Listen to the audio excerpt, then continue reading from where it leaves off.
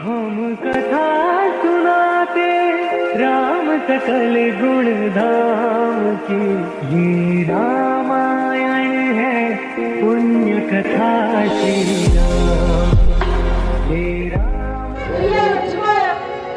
हमारी आज्ञा को उल्लंघन कर सीता को अकेली कुटिया में छोड़कर क्यों चले भैया? हे लक्ष्मण, बहुत कुशलता है, क्यों इतने उतार ले आए? क्यों अकेली सीता को आश्रम में छोड़ चले आए? हाय लखन, ने क्या किया? हे भैया, आपकी आवाज सुनकर माता भयभीत हो गई थी और आपकी स्वागत करवाकर आपके पास भेज दिया है। हे भैया लक्ष्मण, जिसे हम शौर्य समझ रहे थे वो कपटी मारीच था। मारीच बना था माया नग, या गहरी चाल उसी की थी। मेरे स्वर में मरते मरते आवाज विशाल उसी की थी। मैं सोच रहा हूँ, कुत्ता बीता है आश्रम में, कहता है मेरा बाण नेत्र, अब सिया नहीं है आश्रम में। हे भैया लक्ष्मण, अब हमें आश्रम की ओर चलना चाहिए। अनुजी समेत गए प्रभु अनुजी समेत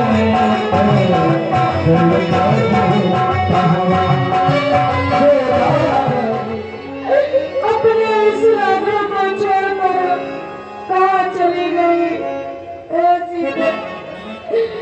लक्ष्मण? अब हमें आगे की ओर चलना चाहिए। लक्ष्मण समझाए बहु भांति पूछन चले लता नरमाती। हे वन वृक्षों ने पता तुम्हें तो कुछ बतला, सिया मोरी खो गई है, सिया मोरी खो गई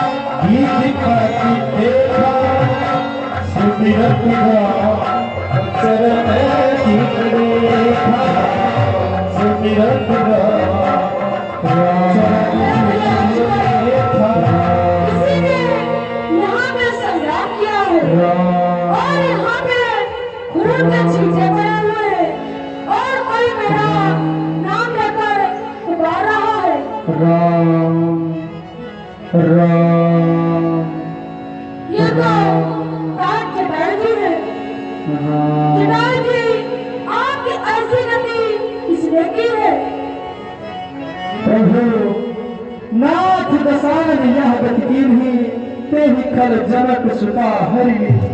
प्रभु हमारी ऐसी दुर्दशा दसानन रावण ने किया है और उसी ने माता श्री का हरण किया है।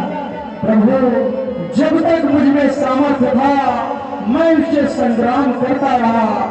उसने अपने चंद्रहास से प्रहार कर मेरे पंखों को काट दिया, लंघवान कर धरणी में गिरा दिया।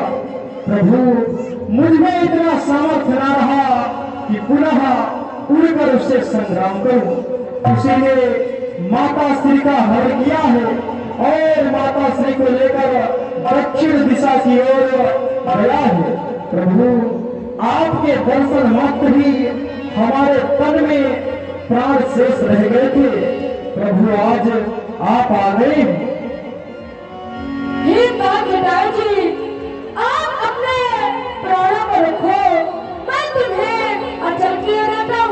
प्रभु हमारे संपूर्ण जीवन में ऐसा समय अब दोबारा नहीं आएगा। प्रभु मैं आपके सम्मुख अपने प्राणों को त्याग कर आपके परम धाम को जाना चाहता हूँ। प्रभु मैं इधर और अमर होना नहीं चाहता। ये बात पिताजी, तुमने सिद्ध योग पार किया है। यह समाचार या दुराचार कहना ना पिता से जा करके, यदि पार रहो तो रहो, फिर वही कहना आ करके। ठीक है प्रभु, हमारा अंतिम प्रणाम स्वीकार करें। जय श्री राम।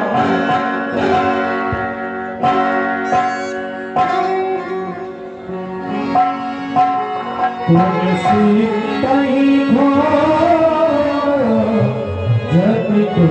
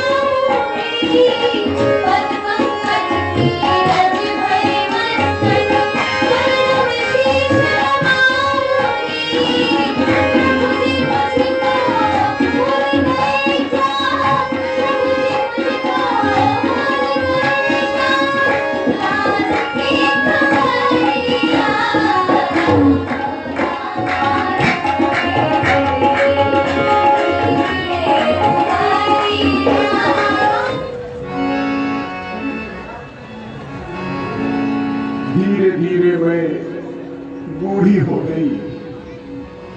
मैं 12 वर्ष की थी जब मेरा विवाह होने को आया। मेरी माता ने कहा, बेटी तेरा विवाह होना है परसों। तो मैंने पूछा, माँ मेरी झोपड़ी के बाहर बहुत सारे जानवर क्यों बंधे हैं? मेरी माता ने कहा, ये बकरे बकरियां इन्हें काट करके पकाया जाएगा और जो बाराती आएंगे उन्हें खिलाया जाएगा। मैंने कहा माँ, अगर मेरा विवाह नहीं हुआ तो? मेरी माँ ने कहा फिर क्यों इन्हें काटा जाएगा, फिर क्यों इन्हें पकाया जाएगा? मैं बड़ी दुखी हुई कि मेरे थोड़े से सुख के लिए बेचारे इन जीवों को मारा जाएगा। मैंने निश्चय किया कि मैं विवाह नहीं करूंगी। मैं सोचने लगी कि अगर किसी गांव में छिप जाऊंगी तो घर वाले फिर पकड़ ले जाएंगे। मैंने रात में कुछ वस्त्रों की पोटली बनाई और भोर पहाड़ में घर से भागने का निश्चय किया। मेरे बचपन का नाम था श्रमणा। मेरी माँ मुझे श्रमणा कहकर बुलाती थी। मैंने निश्चय किया कि मैं रात्रि में चुपके से भाग जाऊंगी। मैंने वैसा किया, कुछ कपड़े लिए, पोटली बनाई और मैं रात ही में भाग निकली। भागते भागते आकर के मैं किष्किंधा पर्वत के नीचे कुछ झाड़ियों के पीछे में रह करके रात बिताई। मैं सोचने लगी मेरी उम्र काफी है, मेरा समय कैसे बीतेगा। तो मैंने निश्चय किया मैं साधु सेवा में अपना समय बिताऊंगी। फिर मैं सोचने लगी कि संत लोग मेरी सेवा क्यों लेंगे, मैं अधम जात की भीलनी, और इस कारण से लोग मेरी सेवा नहीं लेंगे। हाँ ध्यान दें, आप हैं रीता खोयाबंडी। रीता खोयाबंडी आपके द्वारा सेवरी की सुंदर से प्रसंग पर सोचने लगी कि मैं अगर महात्माओं की सेवा करूंगी तो कोई मेरी सेवा नहीं लेगा, क्योंकि मैं अधम जात की भीलनी हूं। लोग मुझसे क्यों सेवा लेंगे, मेरे हाथ का छुआ हुआ जल का पान नहीं करेंगे, मेरे हाथ से छुए हुए भोजन को ग्रहण नहीं करेंगे। तब मैंने निश्चय किया कि मैं प्रातः काल जल्दी उठा करूंगी। सारे ऋषि मुनि महात्माओं की जितनी भी कुटियां आसपास आश्रम हैं, क्योंकि वहां बहुत सारे आश्रम थे, मैं जाऊंगी और झाड़ू से सफाई करके जल्दी चली आया करूंगी। कोई मुझे जान भी नहीं पाएगा और मेरी सेवा भी हो जाएगी। यही मैं रोज करती। अपनी झाड़ू तैयार की कुछ सीखों से, उस झाड़ू से मैं रोज हर ऋषि मुनि महात्मा की कुटिया की सफाई करती, बाहर की, और वहां चली आती। एक दिन कुटिया की सफाई करते करते मुझे मातंग ऋषि ने पकड़ लिया। मेरी सेवा से अति प्रसन्न हुए। उन्होंने कहा सबरी तो सच्ची भक्ति है, और उन्होंने मुझे अपनी शिष्या बनाया। शिष्या बनाने के पश्चात आश्रम सौंप करके जब साकेत धाम को जाने लगे तो मुझसे कहा सबरी तो सच्ची भक्ति है, एक दिन तुझे नारायण दर्शन अवश्य देंगे। मैंने कहा मुझ पगड़ी को भगवान दर्शन देंगे। बोले मेरा वचन है। तो मैंने कहा अरे गुरुदेव, प्रभु किस तरफ से आएंगे? उस समय मेरे गुरुदेव ने कहा सामने वाले मार्ग से आएंगे। तब से मैं रोज अपने प्रभु के आने की राह में पुष्प की पंखुड़ियां बिछाती हूँ, पुष्प बिछाती हूँ। कहीं ऐसा न हो कि उनके आने में पैरों में कांटे चुभ जाए और मेरे प्रभु को कष्ट हो। यही मैं रोज करती हूँ। और जिस मौसम में जो फल होता मैं फल तोड़ कर लाती, कहीं मेरे प्रभु आवे और उन्हें खाने के लिए फल न मिले। मैं रोज यही करती हूँ। आज भी मैं अपने प्रभु के आने की राह देख रही हूँ। कुछ मार्ग में पुष्प की पंखुड़ियां डालना चाहिए। राम आएंगे तो अंगना सजाऊंगी, राम आएंगे तो अंगना सजाऊंगी। मैं तो अंगना सजा के मैं तो दीप जलाऊंगी। मेरे जाने के सारे पाप लग जाएंगे।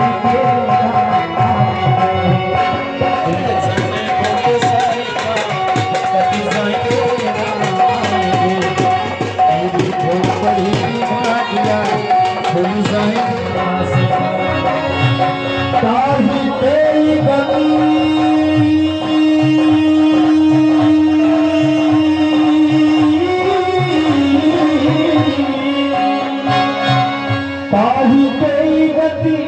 राम उदारा सगरी के आश्रम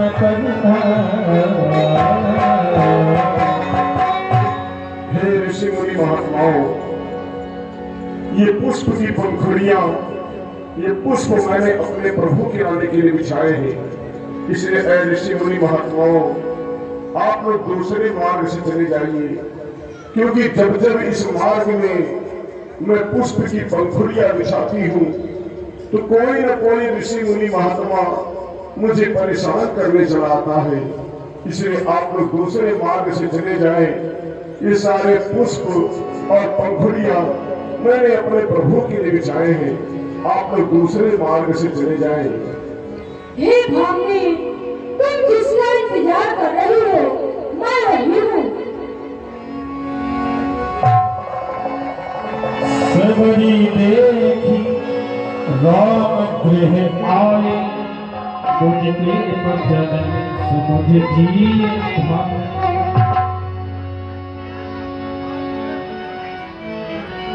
सरसिज लोचन बाहु विशाला, जटा मुकुट सिरे पूरे श्याम गौर सुंदरी दोधाई, सबरी परी चरण लपटाई, सबरी परी चरण लपटाई।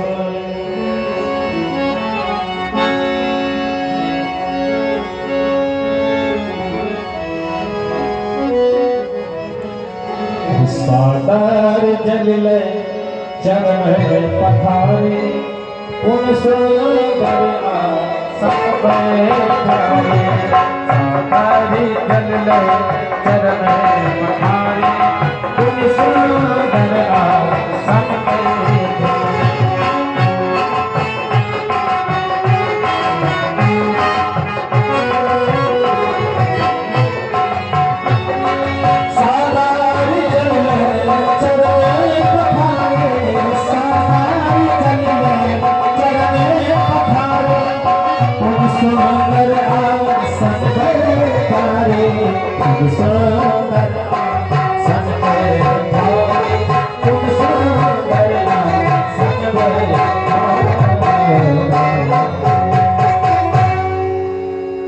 हे प्रभु, मेरा जीवन धन्य हो गया।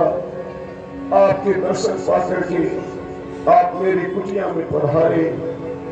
मैं अभिम जात की भीरनी, जिस भीरनी के हाथ का छुआ हुआ जल लोग नहीं पाते, जिस वृक्ष का मैं फल तोड़ लेती लोग उस वृक्ष का फल नहीं खाते। हे प्रभु, उस अधम जात की भीरनी कुटिया में आप पधारे, मेरा जीवन धन्य हो गया। मैंने कुछ आपके मीठे मीठे फल तोड़कर रखे प्रभु, मेरे पास में यही प्रसाद स्वरूप आप ग्रहण कीजिए। कंदे मूल फल सुरस अति दिए राम आ, प्रेम सहित प्रभु खाए,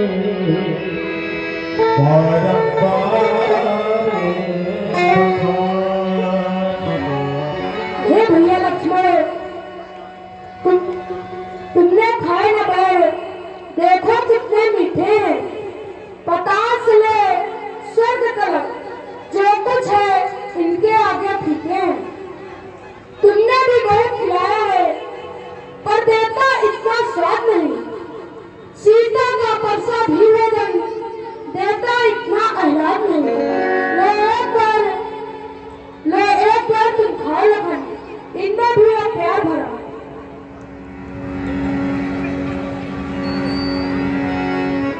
हे प्रभु, मैं तो ये भी नहीं जानती किस प्रकार से अर्चन होता, बंदन होता, पूजा क्या होती है, आराधना क्या होती, ध्यान क्या होता। प्रभु, मैं तो सिर्फ इतना जानती हूँ कि आप मेरे भगवान हैं, आप मेरे प्रभु हैं। इसके सिवा मैं कुछ नहीं जानती। आज आपके दर्शन पाकर के मेरा जीवन धन्य हो गया।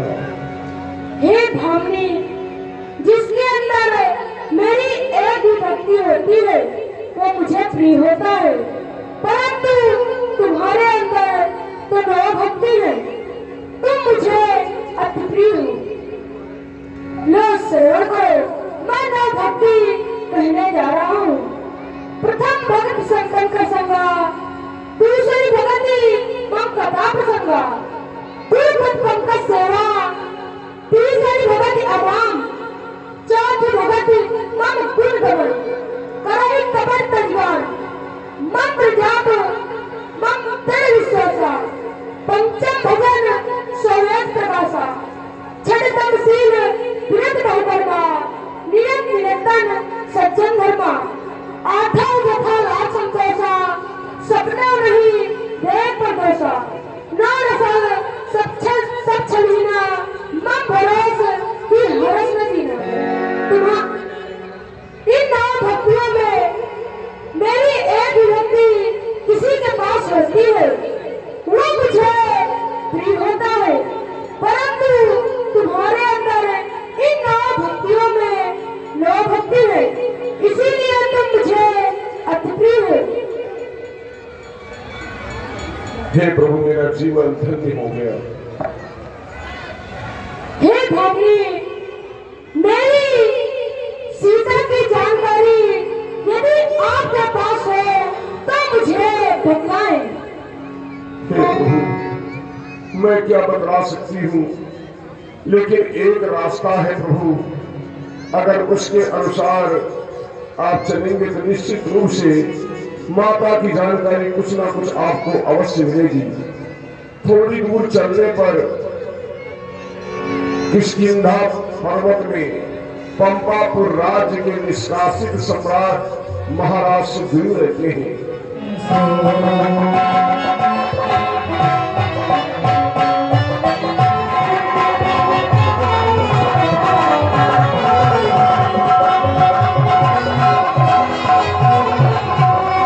हनुमान जी, गुप्तचर द्वारा मालूम हुआ है कि ऋषिमुख पर्वत के नीचे दो पुरुष आपस में वार्तालाप करते हुए ऋषिमुख पर्वत के ऊपर संशय भरी दृष्टि से देख रहे हैं। तात हनुमान जी, मुझे तो लगता है कहीं हमारे भाई बाली के भेजे हुए दूत तो नहीं जो हमारा वध करने के लिए यहाँ पर आते हैं, क्योंकि मातंग मुनि के श्रापस मेरा भाई बाली इस ऋषिमुख पर्वत में नहीं आ सकता। तात हनुमान जी, आप जाएं और उन दोनों तपस्वी का परिचय जानकर हमें बतलाएं। अगर वहां से कुछ भी गड़बड़ हो तो वहीं से इशारा कर देना, ऋषिमुख पर्वत छोड़कर मैं यहां से भाग जाऊंगा।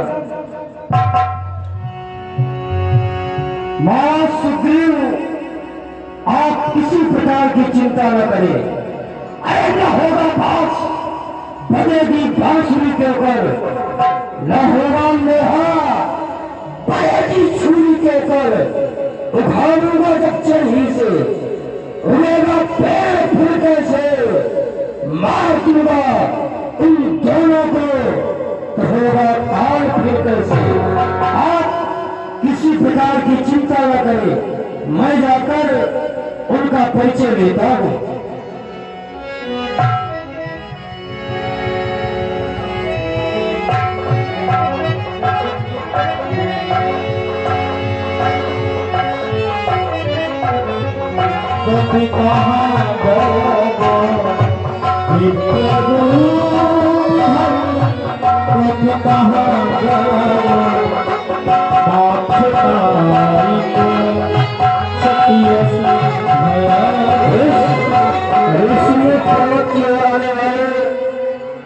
दोनों तपस्वियों ठहर जाओ। को तुम श्यामल गौर शरीरा, क्षत्रिय रूप मैं देख रहा हूं, जब आपकी मस्तक की ओर मेरी दृष्टि पड़ती थी तो ये प्रतीत होता है आप किसी ब्राह्मण के कुमार हैं, लेकिन जब कंधों को मेरी दृष्टि पड़ती है तो आप किसी क्षत्रिय के कुमार लग रहे हैं। और इतनी कठिन भूमि है, कठोर है, इसमें आप नंगे पैरों धूप को सहते हुए चल रहे हैं। आप दोनों कौन हैं? अपना संपूर्ण परिचय बतलाए। हे ब्राह्मण देवता, विधाता की गति जानी नहीं जाती। आप मेरा परिचय जानना चाहते हैं तो सुनो, हम खुद ही इस चक्कर में हैं। क्या बतलाए कहाँ के हैं? जब थे तब थे, लेकिन अब न यहाँ के हैं न वहाँ के हैं। परदेश है अपना ठीक पता, देता कहाँ किसी को कोई है। संसार चक्र कुछ ऐसा है जो दमदम पर रंग बदलता है बेश आपका ब्राह्मण सा, पर दिख रहे आप बनवासी हैं। उसी तरह हम भी है भाई, राजा होकर सन्यासी। बनबन सीता ढूंढ रहे, न सुधी अभी तक पाई है। धनियों के समान मददगार, निर्धन का कौन सहाय है। आपन चरित कहा हम गाई, कहूँ मित्र निज कथा श्री महाराज हम बानर है, ब्राह्मण शरीर का धोखा है। सुग्रीव यहीं पर रहता है जो हम लोगों का राजा है। सामने सिया हरी, हम उसका दिया बुझाएंगे। जो आज्ञा तो प्रभु की होगी, पालन हम करते जाएंगे। बल अपना पूर्ण लगा दूंगा, माता का पता लगाने में बलिदान सुखों का कर दूंगा। स्वामी का दुख हटाने में आप किसी प्रकार की चिंता न करें।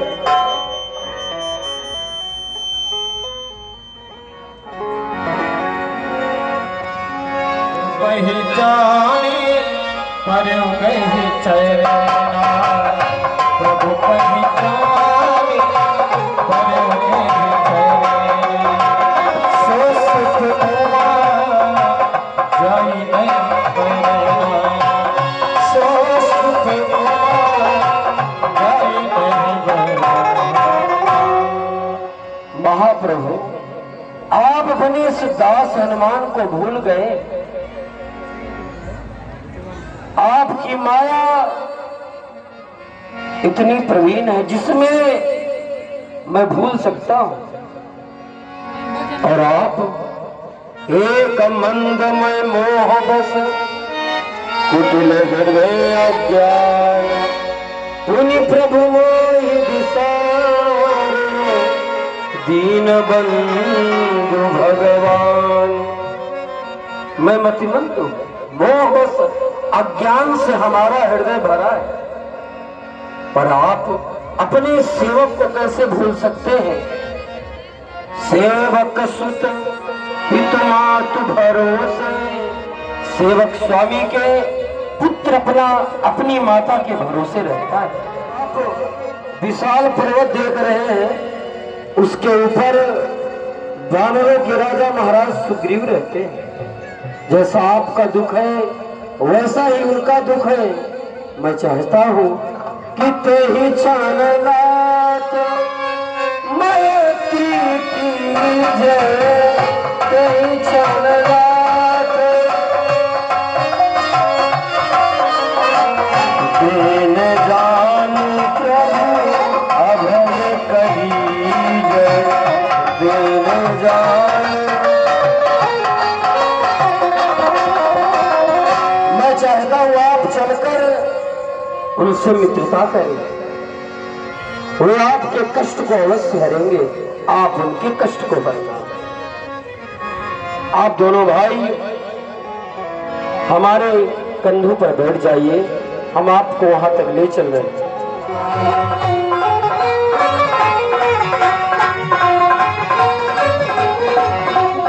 आप इन दोनों तपस्वियों का परिचय बतलाने की कृपा करें।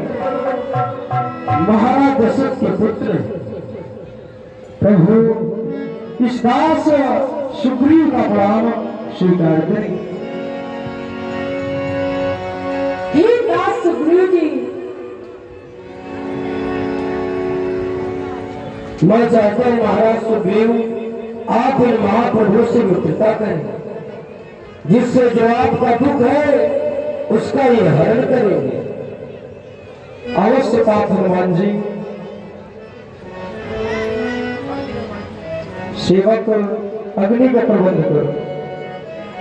मैं अग्नि को साक्षी मानकर शपथ लेता हूँ कि आज से मैं आपसे मित्रता करता हूँ। प्रभु आपका जो भी दुख होगा, जो भी सुख होगा, समस्त में मैं शामिल रहूंगा। मैं अग्नि को साक्षी मानकर कहता हूँ कि जो दुख आपका है वो दुख हमारा है। और ठीक है प्रभु। पावन साथी देकर जो प्रीति निधान। हे सुग्रीव जी, हम दोनों भाई चक्रवर्ती महाराज दशरथ के पुत्र हैं। माता पिता के अनुसार में वन आए थे, साथ में सीता माता भी थी, लेकिन कोई दुष्ट ने छल से मेरी माता को हरण कर लिया है। आप तो कुछ ज्ञात हो, मुझे बता दे कि कृपा करें। कहा सुग्रीव नयन भरि गौरे बेहनाथ मिथिलेश कुमार। प्रभु आप धीरज धरिए, माता श्री अवश्य मिल जाएंगी। आप माता श्री के बारे में पूछ रहे हैं तो मैं एक दिवस की घटना बताता हूँ, श्रवण करिए। मंत्री सहित एक बार बैठी रहे मैं करते विचार। प्रभु एक दिवस मंत्रियों समेत मैं इसी स्थान पर बैठा था। प्रभु उसमें एक राक्षस था और एक स्त्री को ले जा रहा था। वहां पर मैं इसी जगह पर बैठा हुआ था तो कुछ आभूषण हमारे पास फेंक दिए। वो वस्त्र आभूषण मैं आपके पास मंगवाता हूँ, शायद माता श्री के ही हो। राम तुरंत दीना पटपुर लाई मैं तो विश्वास सेवक हूँ, कुंडल कुछ पहचान नहीं, पर ना सुगनी अच्छा है। खड़खड़ तीर कमानों में वह सुनती जल्दी आएंगे। कुंडल होंगे कानों में, कुंडल वाली बेदेही का इस हाथ हर करने वाले। अब सावधान होकर सुना, आते हैं हर करने वाले। सतवंशी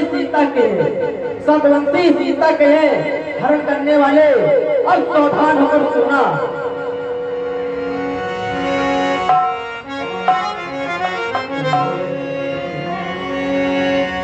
हे दास सुग्रीव जी, हम जब से इस रूप पर आए तुमको उदास नहीं पाते हैं।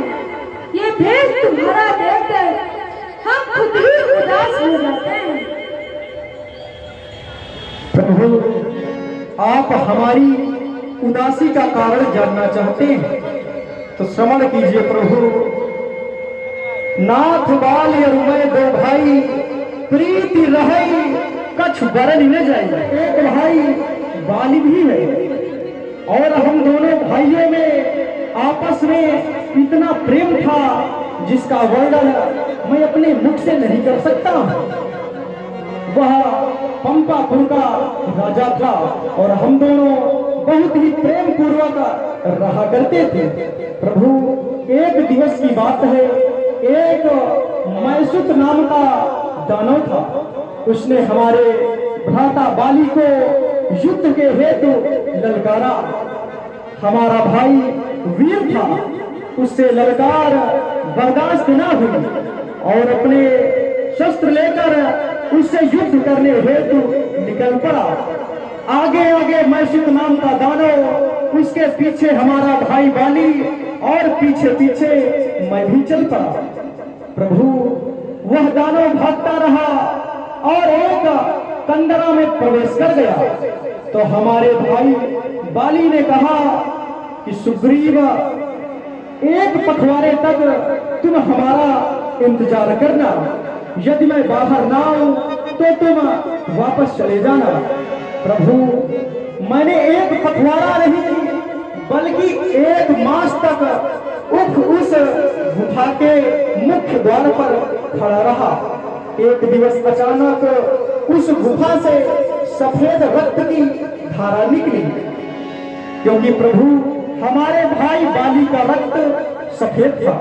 तो हमने सोचा कि हमारे भाई बाली को उस राक्षस ने मार डाला है। जब इतना बलवान बाली उसका वध कर दिया तो प्रभु हम किस गिनती में थे। तो हमने सोचा यदि वह दानव बाहर आ गया तो मुझे और संपूर्ण पंपापुर को समाप्त कर देगा। प्रभु, हमने एक शिला को उठाकर गुफा के मुख्य द्वार पर रख दिया। मुझे वरदान है, मैं जिस शिला या पत्थर को एक जगह स्थापित कर दूंगा वहां से उसे कोई बिगाड़ नहीं सकता। मैंने मुख्य द्वार को बंद कर दिया और प्रभु मैं वापस पंपापुर चला आया। कई दिवसों तक सिंहासन खाली पड़ा रहा। वहां के मंत्री और सचिवों ने मुझे ना चाहते हुए पंपापुर का सम्राट बना दिया। और एक दिवस अचानक मैं राज दरबार में बैठा हुआ था, तभी मेरा भाई बाली राज दरबार में आ गया और मुझसे बिना कुछ पूछे मुझे मारने लगा। और प्रभु, एक सच्चाई मुझे नहीं पता कि उस दानव का रक्त भी सफेद है और उस राक्षस का रक्त सफेद था और मेरा भाई बाली नहीं, वह राक्षस मर चुका था। तो हमारा भाई बाली वापस आया और मुझे मारने लगा। मैं वहां से अपनी जान बचाकर इसी तरह से भागा। मुझे चाहने वाले जो मंत्री सचिव सुख थे सभी हमारे साथ चले आए। और इस ऋषिमुख पर्वत में मैं इस कारण से रहता हूँ क्योंकि मातंग मुनि के श्राप बस बाली यहाँ पर नहीं आ सकता है। इसीलिए किसी तरह से मैं अपनी जान को छिपाकर यहीं पर अपना जीवन व्यतीत कर रहा हूँ। प्रभु, मैं जिसके भय से गाय बना वह नाहर सा दुखदाई है। यद्यपि वो मेरा भाई है पर भाई नहीं कसाई है। जो भाई कभी चाहता था वध पर अब तत्पर रहता है। हयास तीन का सांप वही जग जिसको भुजबल कहता है। मातंग श्राप बस बाली भ्रात यहाँ नहीं आ सकता है। इसीलिए प्रभु, हम सभी लोग यहाँ पर किसी तरह से अपनी जान को छिपा कर रहते हैं। और प्रभु, उसने हमारी पत्नी को भी मुझसे छीन लिया। राज्य तो छीना ही, पत्नी को छीन लिया। प्रभु, उसी के कष्ट से मैं अत्यधिक पीड़ित हूँ और अपनी जान को छिपाकर यहीं पर पड़ा रहता हूँ। यही हमारी उदासी का कारण है नाथ। सुन सुग्रीव पारी हम बालहिए कई बार। अब बहुत हो चुका जो होना था, अब बहुत हो चुके जो खोना था। अब दिन दिनों समय बिताएंगे और शाम तक पानी पीने सभी राजपाट दिलाएंगे। मैं बारी हो पानी एक ही बान। अरे प्रभु, आपने ये कैसी प्रतिज्ञा को ले लिया? बाली अत्यधिक बलवान है, सामने से कोई भी उसका कुछ अहित नहीं कर सकता। और आपने कहा है कि सायंकाल तक सुग्रीव तुम्हें बाली को समाप्त करके उसका राज्यपाट दिलवा दूंगा। प्रभु, आपने बहुत ही कठिन प्रण कर लिया।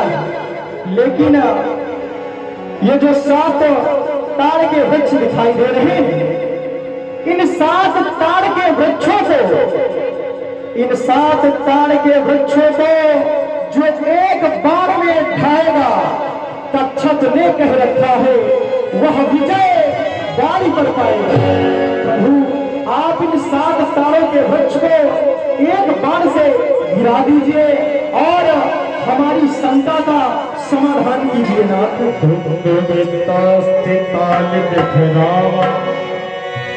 बिन प्रयास रघुनाथ बोले श्री रामचंद्र की जय हो।